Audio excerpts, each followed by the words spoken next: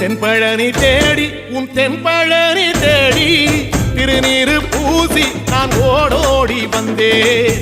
திருநீரு பூசி நான் ஓடோடி வந்தேன். ஒவ்வொரு மாசம் உன் திருக்கோயில் முன்னே உற்சவம் காண உன் படியேறி வந்தேன். உற்சவம் காண உன் படியேறி வந்தேன். குமரேசா முருகேசா உனை தேடி வந்தேனே. அலங்காரம் அபிஷேகம் அழகாக கண்டேனே.